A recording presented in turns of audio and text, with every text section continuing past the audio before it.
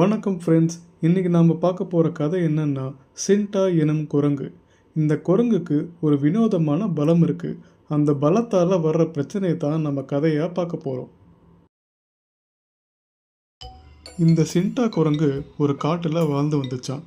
தினமும் காட்டுக்குள்ளே இருக்கிறதுனால ரொம்ப போர் அடிச்சிருச்சான். அதனால் பக்கத்தில் இருக்கிற கிராமத்தை பார்க்கலான்னு கிளம்பிடுச்சான். இதை பார்த்துட்டு இருந்த சிங்கத்துக்கு ஒரே குழப்பம்.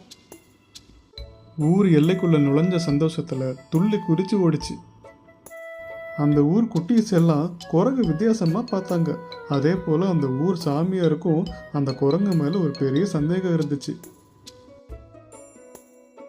அடுத்த நாள் ராத்திரியே அந்த குரங்கு ஒரு ராட்சச உருவமாக மாறி அங்கே இருக்கிற பயிரையெல்லாம் சாப்பிட்டுட்டு இருந்துரு.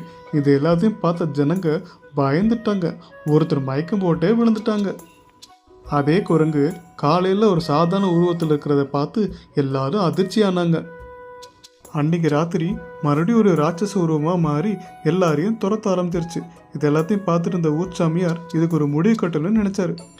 அந்த குரங்கு பகலில் தூங்குற சமயம் பார்த்து அந்த ஊர் சாமியார் ஒரு மந்திரத்தை சொல்லி குரங்கோட பலத்தை செயலிழக்க செஞ்சார்.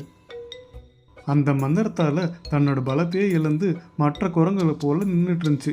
இதெல்லாத்தையும் பார்த்த மக்கள் எல்லாரும் நிம்மதி அடைஞ்சாங்க. அந்த ஊர் சாமியாருக்கு நன்றி சொன்னாங்க. சின்டா குரங்கு தான் செஞ்ச தவறை உணர்ந்து தன்னோட காட்டுக்கே போயிடுச்சு. எப்போவுமே நம்ம பலத்தை தப்பாக பயன்படுத்தினா இதுதான் கதி.